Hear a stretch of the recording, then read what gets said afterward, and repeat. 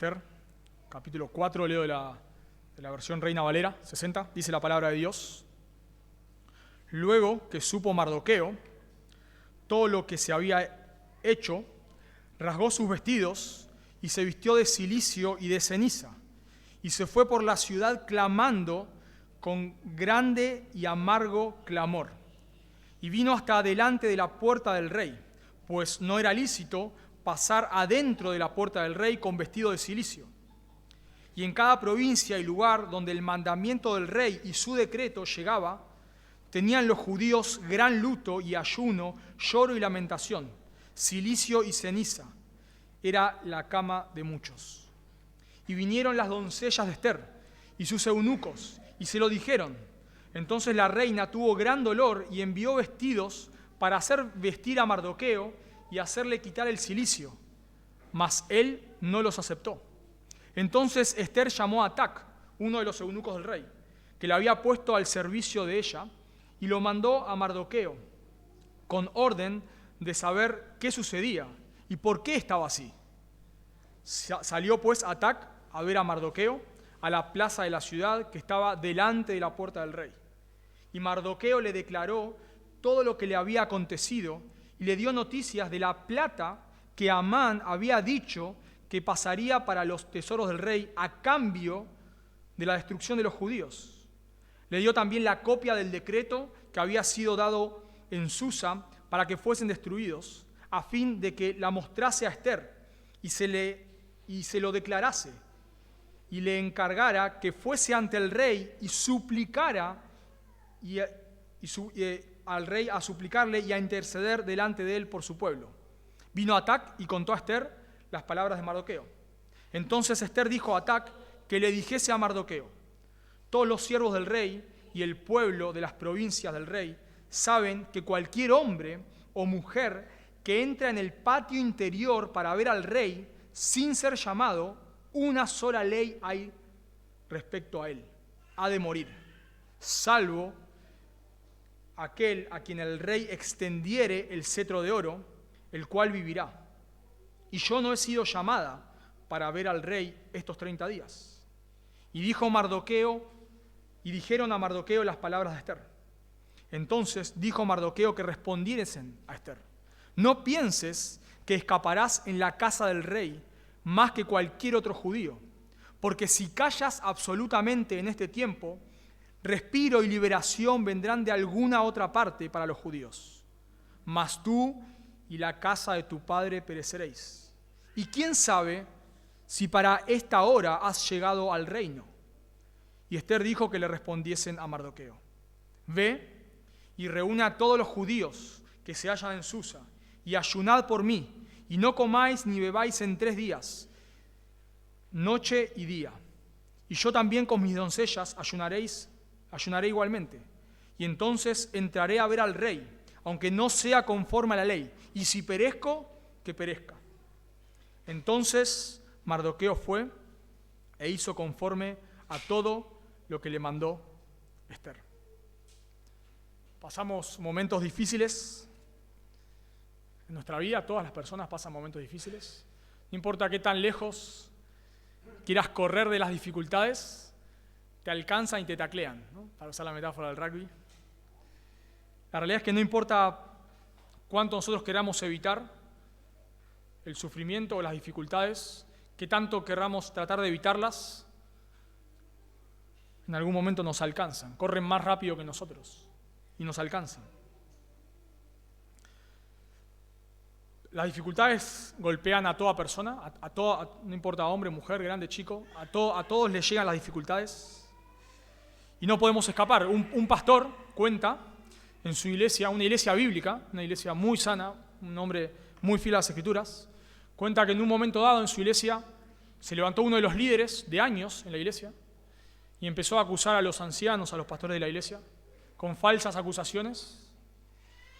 Bueno, obviamente lo reprendieron, este hombre se fue de la iglesia, se llevó un montón de personas. Luego, por redes sociales, este hombre seguía atacando a la iglesia y a los pastores.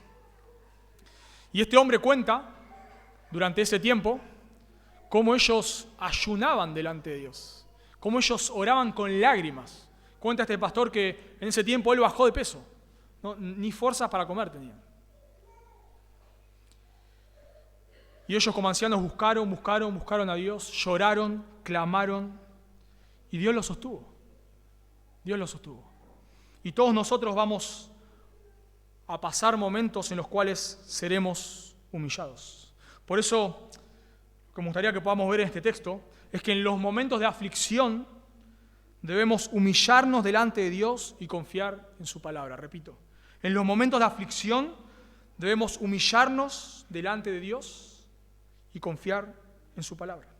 Y este texto nos va a dar cuatro principios que nos van a ayudar a nosotros en los momentos de dificultad, humillarnos delante de Dios y confiar en su palabra. Y el primer principio que vamos a ver en el texto es que en los momentos de aflicción debemos humillarnos de una manera visible.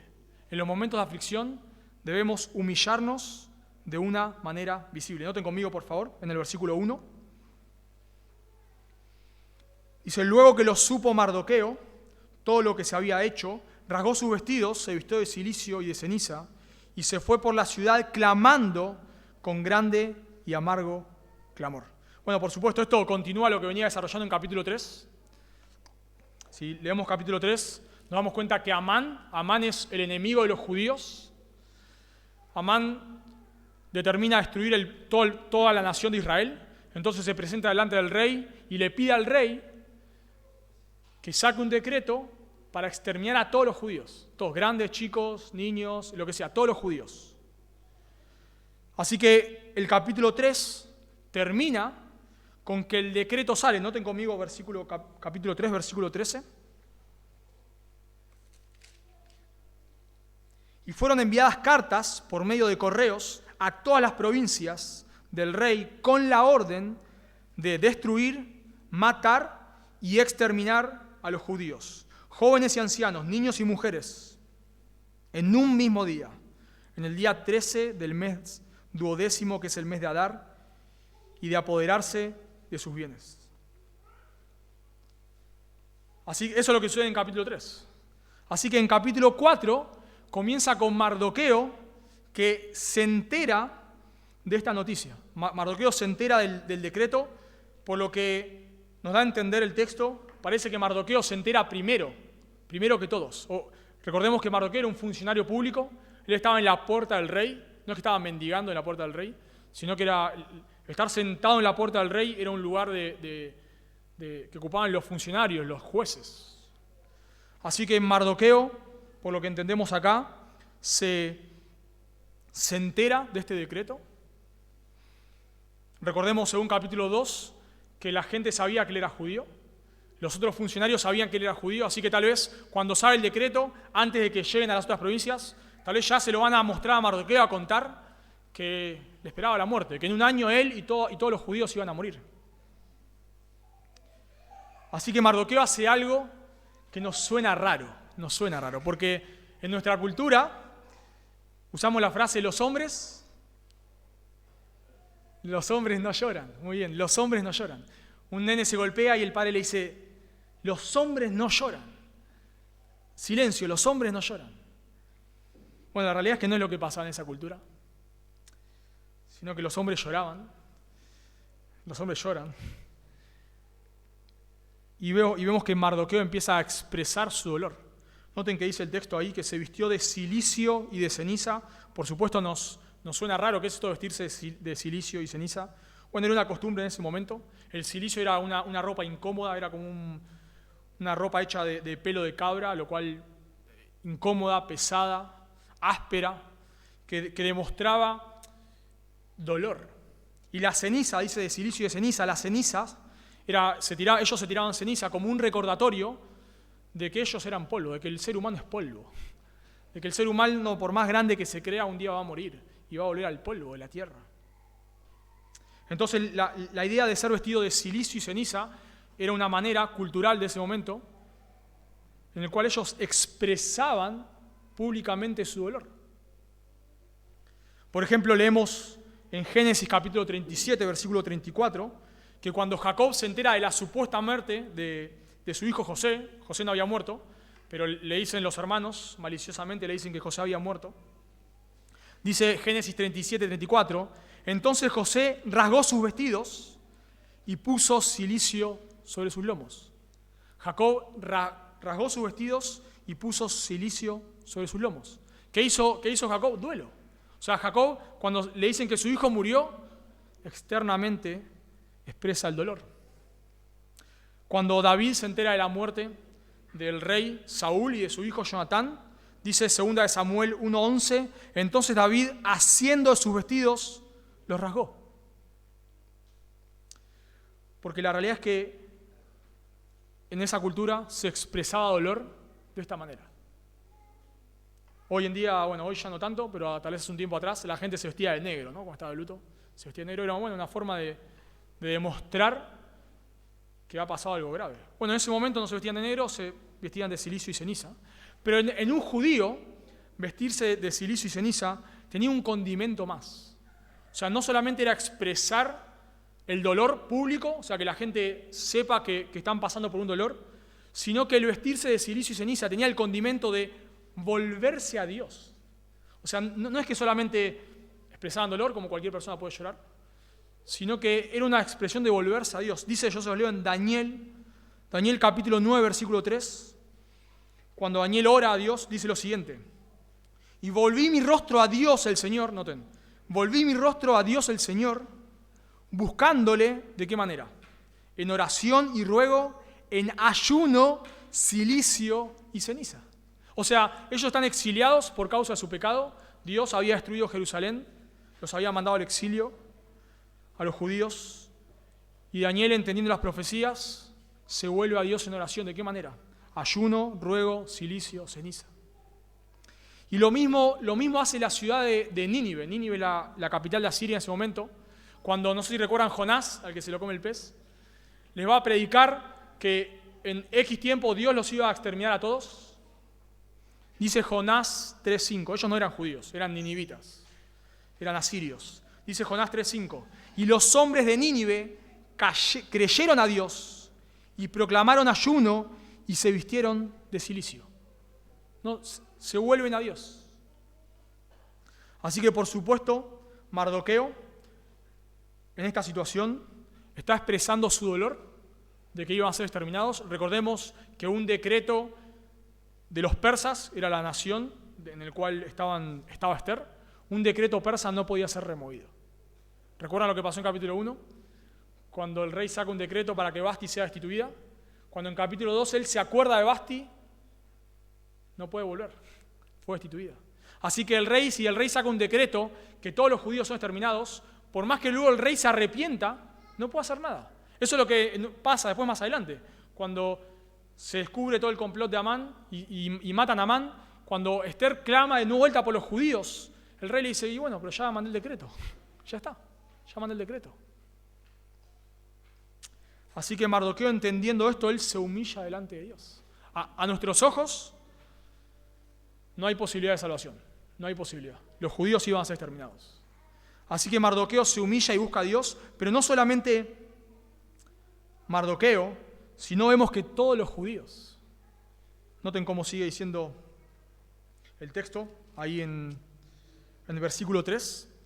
Y en cada provincia y lugar donde el mandamiento del rey y su decreto llegaba, tenían los judíos, de vuelta, gran luto, ayuno, lloro y lamentación. Cilicio y ceniza era la cama de muchos. Así que vemos que en esta situación los judíos no solo se humillan, sino que buscan a Dios. Y dijimos que ninguna persona puede escapar de las aflicciones, nadie. Por más que vos quieras correr, vivimos en un mundo caído y eso te va a afectar tarde o temprano. La realidad es que muchas veces Dios usa la aflicción, como en este caso en los judíos, para que nos volvamos a Él. No siempre, pero a veces las aflicciones que tenemos en nuestra vida tienen que ver con juicio de Dios. La frase lema en el libro de los jueces es: e hicieron lo malo delante de Dios y Dios los entregó. E hicieron lo malo delante de Dios y Dios los entregó. Hicieron lo malo delante de Dios y Dios los entregó. Esa es la frase lema en jueces. Vemos que en este tiempo los judíos habían sido exiliados por Babilonia por causa de su pecado. Dios los había humillado para que ellos se arrepientan. Y muchas veces Dios nos humilla para que nosotros nos volvamos a Él. A veces es causa directa de nuestro pecado y a veces no. La realidad es que cuando nosotros leemos el texto, nada nos da a entender de que Dios los está castigando por su pecado. Nada nos da a entender eso. Pero sí podemos ver en la Escritura, claramente, que Dios nos humilla para que nosotros, como hicieron los judíos acá, nos volvamos y pongamos nuestra confianza en Dios. La realidad es que si somos sinceros, todos nosotros tendemos a confiar en nosotros mismos. Esa es la realidad. Nosotros si podemos hacer algo por mínimo que sea, no buscamos a Dios. No nos importa mucho. Si podemos zafar de alguna manera, generalmente oramos cuando ya no nos queda otra, ¿no? Vamos a buscar a Dios cuando ya estamos en la lona, por el piso, cuando Dios nos ató las manos y los pies y no podemos hacer nada, clamamos. Pero, entre tanto, por más mínimo que sea lo que podamos hacer, hacemos. Tal vez los judíos, si no hay un decreto, tal vez hacían otra cosa, tal vez hacían guerra, tal vez si tenían un ejército iban a pelear, lo que sea.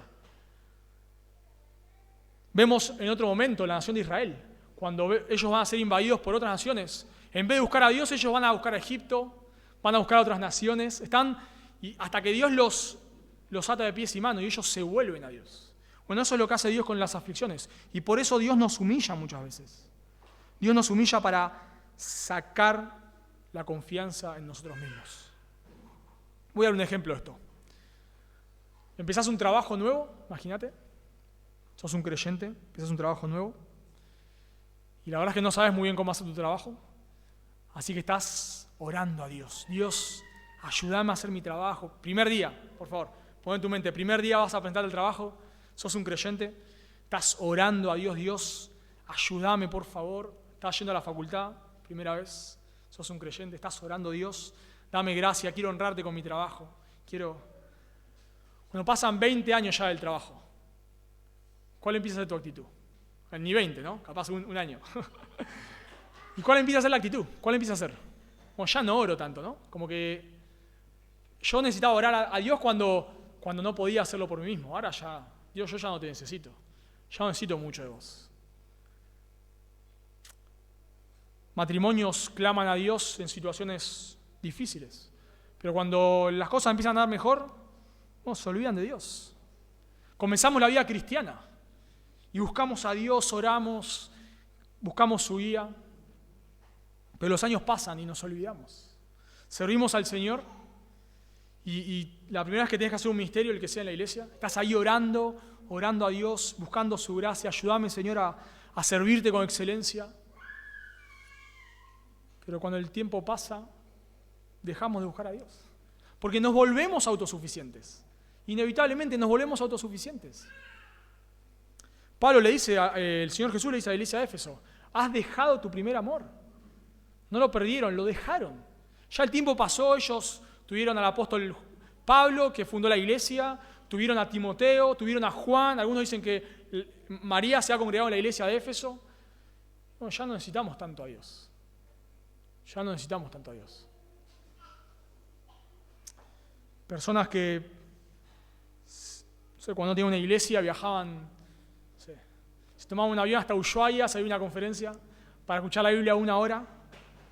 Y cuando el tiempo pasa, ya se van acostumbrando. Y la verdad que me encantaría decir que esta no es mi situación, pero claro que es mi situación. Es la situación de todos. Nos olvidamos. Si estás sirviendo al Señor, ¿cómo orabas o buscabas al Señor la primera vez que servías y cómo lo haces ahora? Cuando recién te convertiste, ¿cómo buscabas al Señor? ¿Y cómo lo buscas ahora? Cuando, leías las Escrituras, apenas te convertiste, ¿cómo le pedías a Dios que te dé entendimiento? ¿Y cómo lo haces ahora? Pero Dios, en su gracia, como está haciendo con los judíos acá, en su gracia, Dios nos pone en situaciones donde solo podemos confiar en Él. Dice Pablo en 2 Corintios capítulo 1, versículo 9, pero tuvimos en nosotros mismos sentencia de muerte, y noten el propósito, para que no confiásemos en nosotros mismos, sino en Dios que resucita a los muertos. Pablo dice, Dios nos puso en una situación donde ya íbamos a morir. No nos quedaba otra. ¿Para qué? ¿Para qué? Para que no confiásemos en nosotros mismos, sino en Dios que resucita a los muertos. Realmente los momentos difíciles debemos verlos como una bendición para volvernos al Señor, para reconocer que no podemos por nosotros mismos. Dice el salmista en el Salmo 119, 67, antes que fuera yo humillado, descarriado andaba, mas ahora guardo tu palabra. Antes de que vos me humillaras, Dios, yo hacía cualquier cosa. Pero ahora que vos me has humillado, me has hecho volver a ti, yo guardo tu palabra. Realmente los momentos difíciles debemos verlos como una bendición para volvernos al Señor.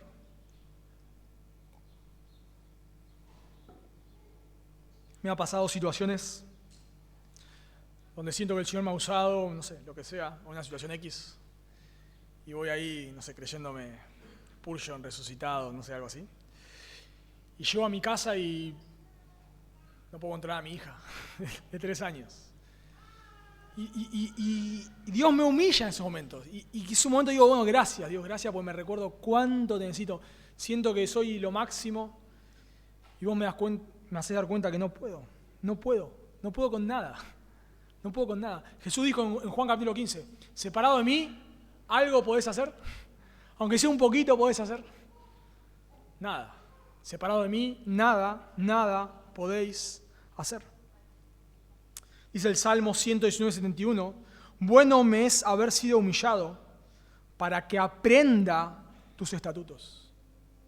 Dios nos humilla para que nosotros nos volvamos a Él. Lo lindo de esto es que los judíos no se quejan. ¿Se dieron cuenta?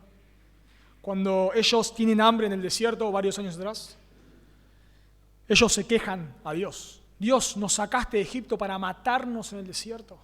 Pero acá se dieron cuenta que no hay nada de eso, nada. Si nos ponemos en el contexto histórico, el templo ya había sido reconstruido. Pero ellos nos dicen, Dios, ¿nos hiciste reconstruir el templo para matarnos en manos de los persas? No, nada de eso. Nada de eso. Ellos se vuelven a Dios. Realmente cuando vos estás pasando momentos difíciles en tu vida, en lugar de quejarte, en lugar de levantar el puño contra Dios, debes agradecer a Dios. Y debes verlo como una oportunidad en la cual Dios te está humillando para que te des cuenta que le necesitas. Dios nos humilla para que nos volvamos a Él. Y decimos que, le puse el primer punto, humillándonos de una manera visible, no porque tengamos que humillarnos, no sé, con celicio y ceniza, sino porque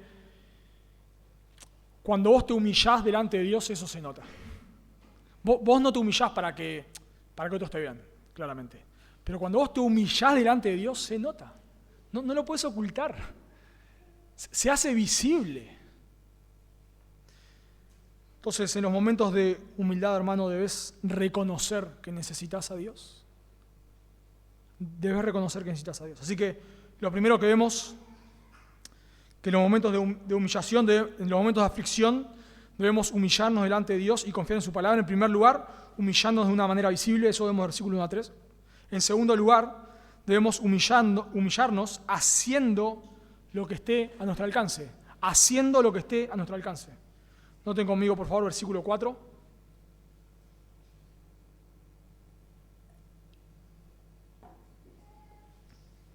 Versículo 4.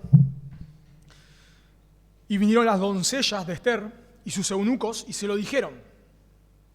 Entonces la reina tuvo gran dolor y envió vestidos para hacer vestir a Mardoqueo y hacerle quitar el cilicio, mas él no lo aceptó. Entonces Ester llamó a Atac, uno de los eunucos del rey, que él había puesto al servicio de ella y lo mandó a Mardoqueo con orden de saber qué sucedía y por qué estaba así. Salió pues Atac a ver a Mardoqueo a la plaza de la ciudad que estaba delante de la puerta del rey. Noten que Mardoqueo se humilla delante de Dios, pero él va a ver a Esther. ¿Se dieron cuenta? Esther, recordemos, Esther era la reina, Esther era la que podía interceder de alguna manera delante del rey. Y Mardoqueo se angustia, pero va a ver a Esther. Y nos da la impresión por el texto de que Esther no sabía lo que estaba pasando. No sabemos por qué no sabía. La realidad es que ella era una de la reina, una de las reinas, una de las tantas mujeres. Ella también estaba en el palacio. No sabemos por qué ella no sabe lo que está pasando. Así que le manda a preguntar a Mardoqueo por qué estaba en esa situación. Y Mardoqueo se presenta, va a la puerta. Él no puede entrar vestido de cilicio. La realidad es que nadie puede entrar vestido de esa manera delante del rey. Delante del rey todos tienen que estar contentos. Así que cuando Esther le manda ropa a Mardoqueo para que se cambie y entre, Mardoqueo no la acepta. No quiere. Él quiere seguir humillado delante de Dios. Pero a su vez, él hace algo. Noten lo que dice el versículo 7. Mardoqueo le declaró todo lo que le había acontecido y le dio noticia de la plata que Amán había dicho que pesaría para los tesoros del rey a cambio de la destrucción de los judíos. Noten que Mardoqueo se humilla por un lado, pero por otro lado va a Esther y le muestra el decreto. Le cuenta absolutamente todo lo que había pasado. Le muestra el dinero que Amán, no se lo muestra a Esther, se lo muestra al eunuco, el eunuco se lo muestra a Esther, y le muestra la plata que Amán había dicho que iba a pagar. Le muestra el decreto según versículo 8. Él parece una copia del edicto y se lo da para que se lo hagan saber a Esther. O sea, Mardoqueo está humillado delante de Dios, pero por otro lado, él se está esforzando lo máximo posible por tratar de persuadir a Esther. Para dar un ejemplo, hace un tiempo me llegó una denuncia por mi casa que estaba mal hecha. No era mi casa la que tenía denunciada, era otra casa, pero no sé por qué me llegó a mí. Así que bueno, yo ¿qué hice? Junté todos los papeles, toda la información que tenía, las fotos, etcétera, etcétera, y fui al juzgado. Y traté de persuadir a la persona con las pruebas de que esa no era mi casa y que la denuncia estaba mal. Y claro, yo no me quedé de brazos cruzados, sino que hice lo que tenía que hacer. Fui, me presenté, mostré las pruebas y le dije a la mujer, en este caso me estaba atendiendo, que no era mi casa. Bueno, lo que hace Mardoqueo con Esther es lo mismo. Él va a Esther, se humilla delante de Dios, pero él va a Esther y le presenta las pruebas. Le pide que haga algo. ¿Saben cuál es la diferencia entre la humillación y la depresión? ¿Cuál es la diferencia entre la humillación y la depresión? Que la humillación se vuelve a Dios y hace lo que tiene que hacer. La depresión no hace nada. Mardoqueo no se queda llorando, Dios, nos van a destruir y no hace nada. ¿No? Simplemente tirado ahí. No, ya está todo perdido, nos van a destruir, no hagamos nada. No. Él llora, clama a Dios, pero hace algo. Alguien ha dicho lo siguiente: si queremos lograr la victoria en las situaciones difíciles que se nos presentan, recordemos esta fórmula. Si actuamos solamente con nuestras fuerzas, el resultado será la derrota. Estaremos mostrando una confianza desmedida en nosotros mismos y una actitud de que no necesitamos a Dios. Pero por otro lado, si nos cruzamos de brazos y esperamos que Dios lo haga todo, tampoco lograremos la victoria, pues Él no va a hacer lo que nos corresponde a nosotros. ¿Se dieron cuenta, no? Mardoqueo se humilla delante de Dios, pero va a Esther. Va a Esther. Y no es que va llorando solamente, va a Esther con todas las pruebas. Él está haciendo lo que debía hacer. Nosotros nos damos cuenta cuando en lugar de humillarnos delante de Dios, nos deprimimos cuando no hacemos nada. Ejemplo, en donde más se ve esto es con el pecado. Donde más se ve esto. Pecás delante de Dios, sos un creyente, pecás delante de Dios. ¿Y qué haces? ¿Te pones triste? Buenísimo. ¿Y después? Dejás de leer la Biblia. Eso es depresión. Dejás de orar. Eso es depresión. Dejás de congregarte. Eso es depresión. Dejás de tener comunión. Eso es depresión. Dejás de luchar con el pecado. Eso es depresión, no es humillación. Y repetís una y otra vez la frase, es que soy un miserable, es que soy un miserable, estoy humillado. No estás humillado. No estás humillado. Estás deprimido, que es distinto. Judas dice en la Biblia que se arrepintió. ¿Pero qué hizo? Se ahorcó Judas. Judas se ahorcó. No fue un arrepentimiento de volverse a Dios. Nos damos cuenta cuando nosotros nos estamos volviendo a Dios porque hacemos lo que tenemos que hacer. Un ejemplo de esto es cuando hablas con un matrimonio que está destruido y el hombre está ahí reconociendo, no, soy un desastre, mi familia hice todo mal, lo arruiné, no hice lo que tenía que hacer, soy un desastre, bueno, etcétera, etcétera, etcétera. Y vos le decís, bueno, todavía hay oportunidad, volvete a Dios. No, ya está, ya lo eché a perder. Bueno, pero vení a la iglesia, sometete a otras personas que te aconsejen. No, ya está. Bueno, eso es depresión. Eso es depresión. Ese es el arrepentimiento, dice 2 Corintios, según el mundo. Eso es un falso arrepentimiento, porque no se vuelve a Dios. No se vuelve a Dios. Claro, cuando nosotros nos damos cuenta que hemos pecado contra Dios, confesamos nuestro pecado. La Biblia dice que si nosotros confesamos nuestros pecados, Él es fiel y justo para perdonar nuestros pecados y limpiarnos de toda maldad. Confesamos nuestro pecado, le decimos a Dios que hemos pecado, le pedimos perdón, confiamos en la sangre de Cristo, confiamos en el sacrificio de Cristo, que Él en la cruz murió en nuestro lugar, que Él sufrió la ira que nosotros merecíamos, que Él sufrió el infierno que nosotros merecemos por toda la eternidad. Confiamos en eso, reconocemos que nuestras obras no nos salvan, confiamos en Dios. Pero luego hacemos algo. Y es que nos volvemos a Dios con hechos concretos. Dios no me perdona porque hago obras, de ninguna manera. La única manera de ser reconciliado con Dios es por medio de Cristo. No es que, claro, ahora yo pequé y ahora leo más la Biblia para que Dios me perdone. No, Dios no me perdona porque leo la Biblia. O Dios no me perdona porque vengo a la iglesia. O Dios no me perdona porque lo que sea. Dios me perdona solamente basado en el sacrificio de Cristo. Pero cuando yo estoy arrepentido realmente, hago algo. No para que Dios me perdone, sino porque Dios ya me perdonó. Esa es la evidencia de que estás quebrantado. Si vos estás quebrantado por tu pecado, déjame preguntarte, ¿qué estás haciendo?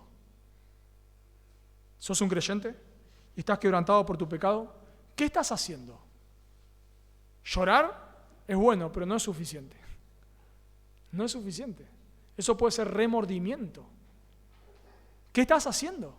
¿Te has vuelto a Dios? ¿Te estás apartando del pecado? Aquel que confiesa su pecado y se aparta, hallará misericordia.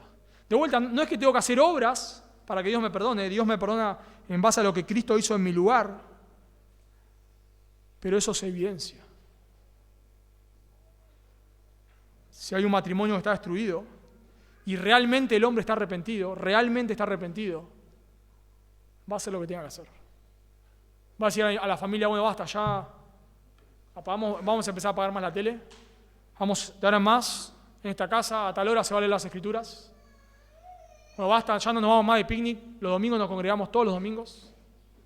Necesitamos de Dios, familia, se humilla, le pide perdón a su esposa, le pide perdón a sus hijos y se vuelve a Dios. Ahora, cuando el hombre está llorando, solamente llora, y el domingo no viene a la iglesia, su vida sigue igual, no lee la Biblia, no pone a Dios como prioridad en su vida, no está arrepentido.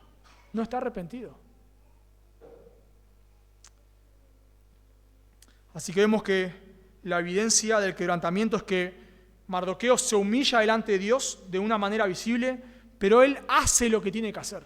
Él va a Esther, que es la reina y es quien puede interceder. Así que en primer lugar vemos que él se humilla de manera visible, versículo 1 al 3. En segundo lugar, él hace lo que está a su alcance, versículos 4 y 9. La tercera manera de humillarnos delante de Dios es confiar en su palabra.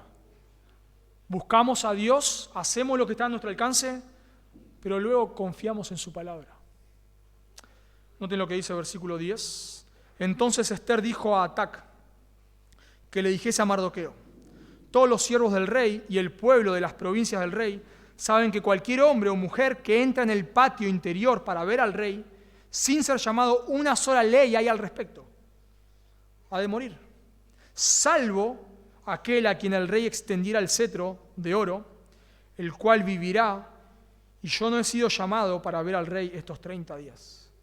Bueno, Mardoqueo le muestra todas las evidencias, de vuelta está haciendo lo que él tiene que hacer, y le pide a Esther ahora que él intervenga delante del rey. Ella es la reina, que intervenga delante del rey por los judíos.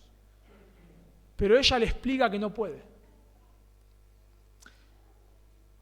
Si ella se presentaba en el patio interior del rey y el rey no extendía el cetro de oro, la mataban. Una persona podía presentarse en el patio exterior. Eso es lo que hace Amán. Si después leemos en capítulo 6, versículo 4, Amán se presenta en el patio exterior y el rey pregunta: ¿quién de mis funcionarios está? Y dice: está Amán, y lo mandan a llamar. Así que alguien se podía presentar en el patio exterior, pero no en el patio interior. Y parece que a Esther no le quedaba otra que presentarse en el patio interior. Si ella iba al patio exterior y pedía una audiencia con el rey, bueno, puede ser que Amán se enterara, el rey le preguntara por qué era la audiencia, y esto llegara a oídos de Amán. Recordemos que Amán era una persona muy inteligente para el mal, así que Amán de alguna manera persuadir al rey. Recordemos que el rey es un hombre muy manipulable y todo el tiempo está haciendo lo que otros le dicen. Así que puede ser que si Esther se presentaba en el patio exterior, el rey, antes de decirle algo, el rey consulte a sus sabios y eso llega a oídos de Mardoqueo. Así que no sabemos cuál es el motivo exacto, pero sabemos que Esther no puede ir al patio exterior. Tiene que jugársela. Como sabemos decir, tiene una sola bala. Y se la tiene que jugar. Pero hay un condimento más que agrava la situación. No solamente que ella no podía presentarse en el patio interior, sino que ella dice que en 30 días no fue llamada. O sea, el rey, sabemos, en ese momento no tenía solo una mujer, tenía muchas mujeres. Y Esther no había sido llamada por 30 días. O sea, parece que el rey no tiene muchas ganas de estar conmigo. Así que si el rey no tiene ganas de estar conmigo y yo encima me presento en el patio interior, bueno, lo más probable es que me mate.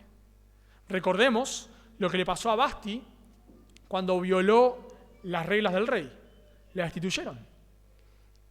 Recordemos que este era un hombre bipolar, sumamente bipolar.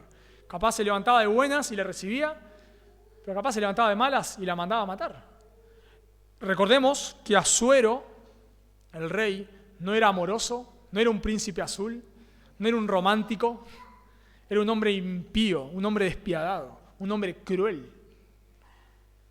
Así que la realidad es que Esther tiene razón en lo que está diciendo. Pero es la única oportunidad de salvar al pueblo. Por eso le dice Mardoqueo en el versículo 12. Y dijeron a Mardoqueo las palabras de Esther. Entonces dijo Mardoqueo, que respondiesen a Esther: no pienses que escaparás en la casa del rey más que cualquier otro judío, porque si callas absolutamente en este tiempo, respiro y liberación vendrán de alguna otra parte para los judíos, mas tú y la casa de tu padre pereceréis. Y quién sabe si para esta hora has llegado al reino. Recordemos que el rey no sabía que Esther era judía. Esther era la reina, no sabía que era judía. Entonces, parece que Esther no quiere hablar y Mardoqueo le dice: bueno, no pienses que vos vas a escapar. No pienses que si vos te quedás callado, no decís nada, todos los judíos van a ser exterminados y nadie se va a enterar de nada. No pienses eso. No pienses. Y Mardoqueo le da unas palabras preciosas. Preciosas. Si vos te callás completamente, Dios va a salvar a su pueblo. Esther, vos tenés la oportunidad de ser un instrumento en manos de Dios. Ahora, si vos no sos importante, Esther, en todo esto. Si vos te callás, no importa. Dios nos va a salvar a través de las piedras, no sé, no importa. Pero vos y la casa de tu padre pereceréis. Esto es algo, pero realmente lo leemos, conocemos la historia de la mayoría de nosotros, pero esto es algo increíble. Es como, humanamente hablando, no había posibilidades. Humanamente hablando, no había posibilidades. No había. Ya los judíos iban a morir. Pero Mardoqueo le habla como si, humanamente hablando, no habría posibilidad de que los judíos mueran. ¿Por qué Mardoqueo hace esto? Porque Mardoqueo confiaba en la palabra de Dios. Confiaba en la palabra de Dios. Recordemos, ¿por qué los judíos no podían ser exterminados? Porque Dios había hecho una promesa. Dios había prometido que el Mesías, el Salvador del mundo, iba a venir de los judíos. Génesis capítulo 12, Dios le dice a Abraham: vete de tu tierra y de tu parentela y de la casa de tu padre a la tierra que te mostraré, y haré de ti una nación grande y te bendeciré y engrandeceré tu nombre y serán bendición. Bendeciré a los que bendijeres, a los que te bendijeren, y a los que te maldijeren maldeciré. Y noten lo que dice: y serán benditas en ti todas las familias de la tierra. Y nos encontramos que en el Nuevo Testamento que esa bendición es el Mesías. Todas las naciones son bendecidas a través del Mesías, de Jesús, Dios hecho hombre, que vino a morir en lugar del pecador. Y recordamos, según Isaías capítulo 9, versículo 7, que ese rey iba a sentarse en el trono de David, iba a ser un judío. Así que Mardoqueo está confiando en la palabra de Dios. Mardoqueo no tiene fe en la fe. ¿Escucharon eso? Fe en la fe. O sea, confía en que vas a ir bien. ¿Por qué? Porque tenés fe. Bueno, eso es fe en la fe, ¿no? Yo puedo tener fe en que si me tiro de un 10º piso no voy a morir, pero voy a morir. No importa cuánta fe tenga, voy a morir. Mardoqueo tenía fe en la palabra de Dios. Mardoqueo estaba seguro que no iba a fallar porque la palabra de Dios no puede fallar. A veces personas te dicen, ¿no? Confía que te van a dar ese trabajo. Vos tenés fe. Bueno, pero con eso no hago nada. Me parece que me fue mal en el examen. No, tenés fe que te va a ir bien. Bueno, no importa cuánta fe tenga, si me estudio muy bien no me va a ir, ¿no? Tenía alguien que me decía así todo el tiempo: no, vos pensá positivo que te va a ir bien. Bueno, por más positivo que piense, no estudié. La entregué en blanco la hoja, ¿no? Bueno, pero Mardoqueo no tiene fe en la fe. Mardoqueo tiene fe en la palabra de Dios. Él está seguro que Dios no falla a su palabra. Y la realidad es que en los momentos que Dios nos humilla, o que Dios nos hace pasar por aflicciones, nos humillamos, hacemos lo que tenemos que hacer y confiamos en su palabra. Y cuando vos confías en su palabra, la palabra de Dios no falla, no falla. Cuando pasamos por pruebas podemos confiar que Dios usa esas pruebas para formarnos a la imagen de su Hijo. Eso no falla, ¿eh? Eso sí que no falla. Vos podés tener, si sos un creyente, vos podés tener plena confianza en que sea lo que sea que te pase, aún sea terrible, algo muy feo, Dios en su gracia lo usa para formarte a la imagen de Cristo. A los que aman a Dios, todas las cosas les ayudan bien. No es que todas las cosas son buenas, sino que Dios en su providencia usa ese mal para transformarte a la imagen de Cristo. Y podés confiar en eso. Podés confiar en eso en los momentos difíciles. Podés confiar en su palabra. La Biblia nos dice que si vos te arrepentís de tus pecados y confiás solo en Cristo para salvación, no en tus obras, no en tus méritos, no en que sos una buena persona, solo en Cristo, Él te regala la vida eterna. Bueno, vos podés confiar en eso no falla. Que si vos te volvés hoy de tus pecados a Cristo, vas a hallar el perdón de tus pecados, y eso no falla. Lo que más necesitamos nosotros en los momentos difíciles es confiar en la palabra de Dios. ¿Sabes lo que más necesitas en los momentos de dificultad? La Biblia. La Biblia. Poner tu confianza en la Escritura. Lo que necesitas en los momentos de dificultad es confiar en la palabra. Dice el Salmo 119, 107. Afligido estoy en gran manera. Vivifícame, oh Jehová, conforme a tu palabra. Necesitas conocer la Biblia. Lo que va a traer consuelo en momentos de dificultad a tu alma es la Escritura. Es la Escritura. Cuando vos aconsejás a alguien que está pasando por un momento difícil, no le prometas cosas que Dios no promete.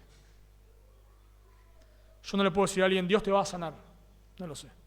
Tal vez no te sane. Dios te va a dar trabajo. No lo sé. Tal vez Dios no te lo dé. Dios va a mejorar la situación. No lo sé. Tal vez empeore. Pero si es un creyente, yo lo que le puedo decir es, yo lo que sé es que Dios, en su gracia, Él te va a sostener con su amor. Cantamos a veces, ¿no? Él me sostendrá. Él me sostendrá. Yo no sé si vas a mejorar. Lo que yo sé es que si vos no mejorás, Dios te va a sostener en medio de eso. Yo no sé si vas a tener trabajo. Lo que yo sé es que Dios, en su gracia, te va a sostener. Lo que yo sé es que Dios te ama. Te ama al punto de que ha dado a su Hijo a morir por vos. Y si Él te está haciendo pasar por esto, no es porque es un Dios malvado, sino porque te ama y Él entiende que la única manera de hacerte crecer es a través de esto. Y se lo podés prometer eso. En medio de la prueba podés decirle, Dios no te ha dejado de amar. No te ha dejado de amar. Y se lo podés prometer eso. Porque es lo que la Biblia enseña.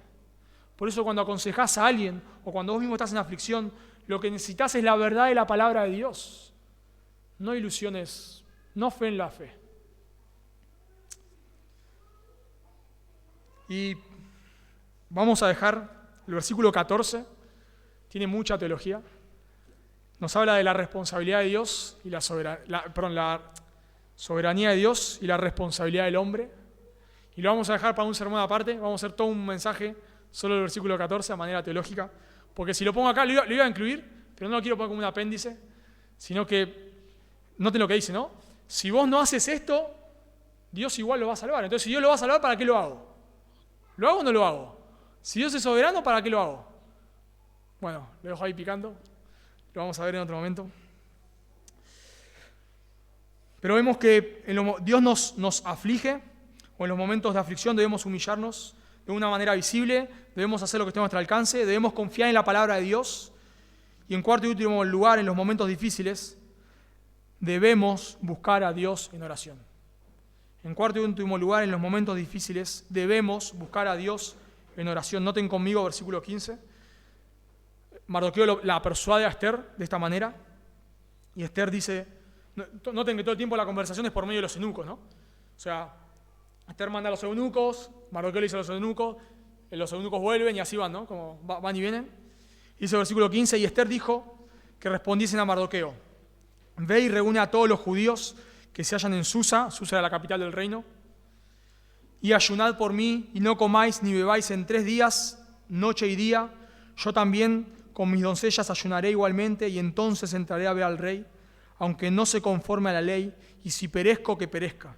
Entonces Mardoqueo fue e hizo conforme a todo lo que le mandó Esther. Esther está haciendo lo mismo que va a hacer Nehemías un tiempo después, en Nehemías capítulo 2, cuando Nehemías se tiene que presentar delante del rey, y el rey le dice, ¿cuál es tu petición? Dice Nehemías, oré al rey y dije. Bueno, eso es lo que está haciendo Esther acá. Esther le está pidiendo al pueblo que ore, aunque no dice la palabra oración. ¿Se dieron cuenta, no? La palabra oración no está, pero lo que está diciendo es que oren.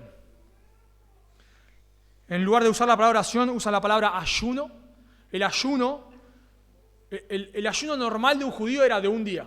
Los judíos ayunaban un día. Por la ley del Antiguo Testamento, ellos solamente debían ayunar una vez al año, una sola vez, en el día de la expiación. Pero la realidad es que los judíos ayunaban en momentos de aflicción. En momentos de aflicción ellos ayunaban y buscaban a Dios en oración. El ayuno no es un mérito, no es que nosotros ayunamos para como torcerle el brazo a Dios, ¿no? En vez de, no sé, arrodillarme sobre maíz, o en vez de caminar hasta Luján, ¿no? Muchos de nosotros preferimos caminar hasta Luján que ayunar, pero es como, ¿no? Como un mérito, como que bueno, estamos ahí queriendo, como que Dios diga, uy, pobrecito mi hijo. No tiene nada que ver con eso, sino que el ayuno es una expresión externa de una aflicción interna. El ayuno tiene que ver con, no con un mérito, no con torcer el brazo a Dios, sino con dejar ciertas actividades para dedicarse a la oración. Alguien ha escrito lo siguiente: el principio que rige el ayuno es que la importancia de la petición hace que la persona esté tan preocupada por su comunión con Dios respecto a la situación que deja de lado temporalmente sus necesidades físicas. Vemos muchísimo, la Biblia habla mucho del ayuno, no solamente el Antiguo Testamento, sino también el Nuevo Testamento. Vemos a la iglesia muchas veces ayunando, porque es un momento donde, bueno, buscamos a Dios de manera especial. Y no solo Mardoqueo o Esther ayunan, sino que vemos que todos los judíos ayunan. Y por supuesto, aunque no está la palabra oración, está implícito, ellos oran a Dios, como Daniel 9.3. ¿Recuerdan Daniel 9.3? Daniel se puso cilicio, ceniza, ayunó y oró. Ahí sí está la palabra oración, oró. Así que lo que están haciendo los judíos acá es buscar al Señor en oración. Y creo que esto es una lección que no debemos pasar por alto. De vuelta, y esto lo veremos en otro momento, pero esto une la soberanía de Dios con la responsabilidad del hombre. Porque noten que Mardoqueo tiene plena confianza en Dios, ¿no? ¿Lo demostró o no lo demostró? Sí, ¿no? Lo demostró. Pero cuando Esther le dice que ayunen, Mardoqueo no dice, no, ¿para qué vamos a ayunar? No. Confiemos en la palabra de Dios y listo, y punto. No. Sino que ayuna. Y implícito oran. Conocer la palabra de Dios nos debe llevar a la oración. Conocer la palabra de Dios nos debe llevar a la oración. Oramos que el Señor levante en este lugar más pastores, pluralidad de pastores. ¿Entendemos que esa es la voluntad de Dios? Sí, lo entendemos, lo hemos enseñado. ¿Y qué hacemos entonces? Bueno, oramos a Dios por eso. Entendemos que Dios va a salvar a los que Él quiera salvar. Dios ha enviado a su Hijo a morir para redimir un pueblo para sí y Dios los va a salvar. ¿Qué hacemos entonces? Oramos por los perdidos.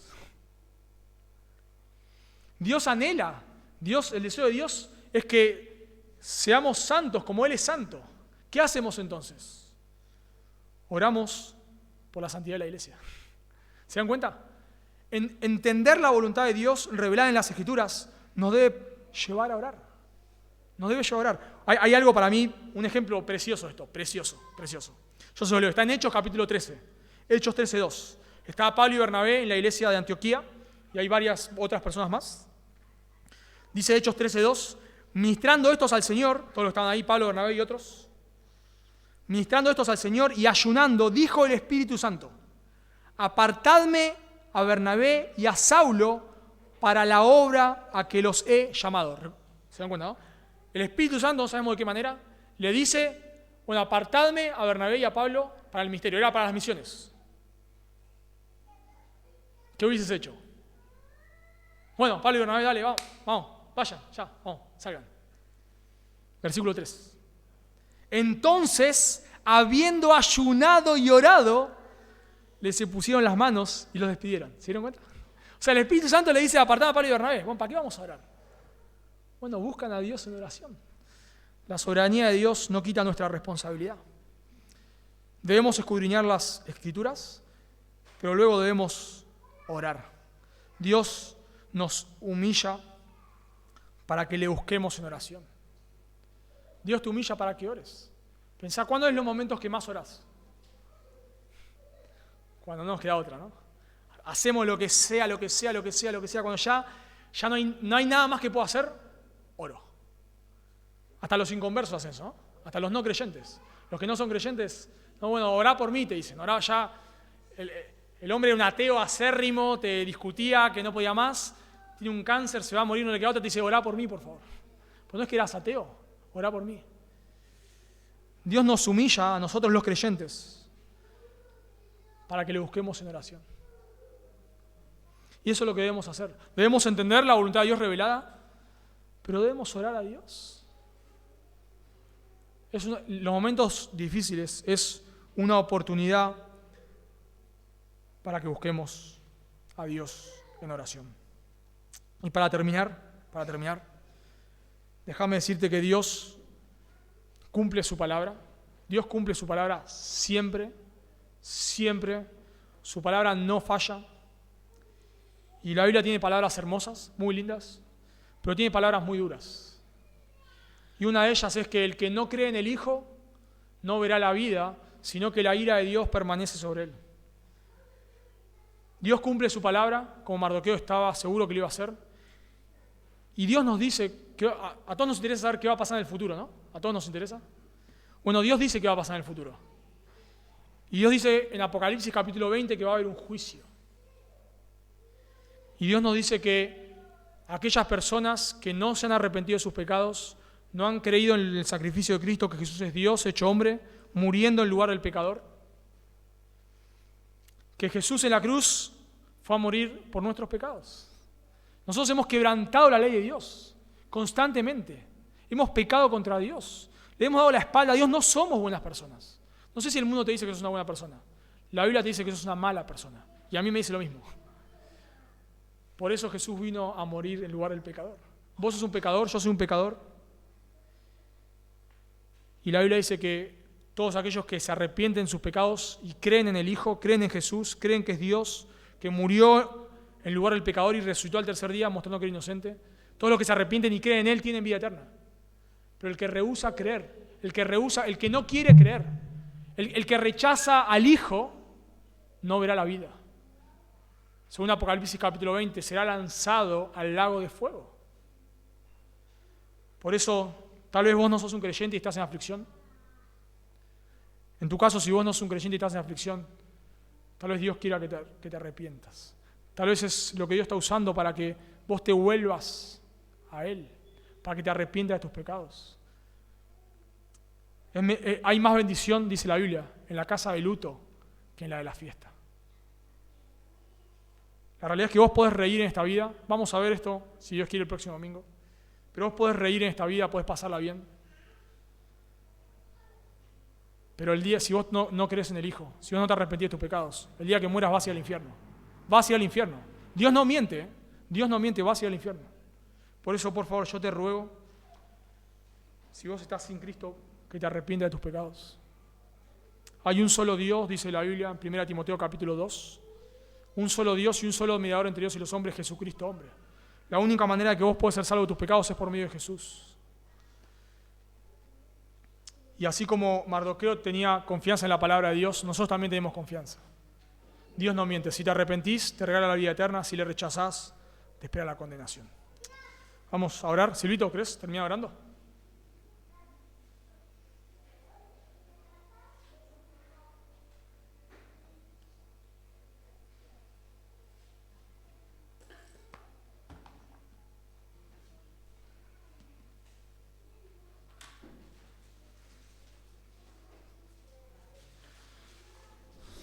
Señor, gracias por tu palabra.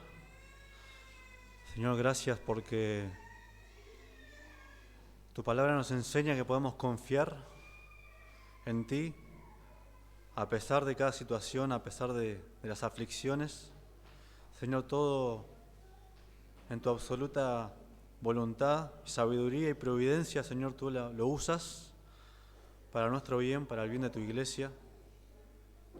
Y estamos seguros, Señor, de que tú preservas a tu pueblo, como lo enseña la Escritura, lo harás también con la iglesia, Señor, hasta que tú vuelvas a buscarnos. Y estamos seguros de eso, Señor, que tú eres confiable, Señor. En ti podemos descansar y te damos gracias por eso, Padre. Señor, pero también sabemos, Señor, que para aquel que no ponga su confianza en ti, Señor, para aquellos que andan en este mundo, alejados de ti, Señor, tu palabra dice que les espera la condenación y eso nos entristece.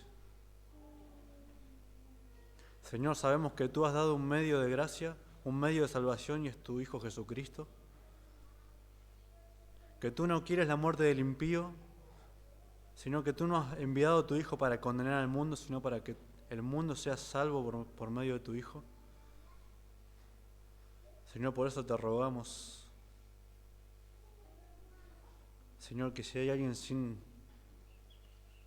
Dios hoy en medio nuestro, por favor, que tú le llames, por favor, Señor, te lo pedimos. Confiamos en tu palabra, confiamos que es viva y eficaz, que puede edificarnos, pero también dar salvación a los perdidos, Señor, como lo hizo con nosotros. Te agradecemos, Padre, en Cristo Jesús. Amén.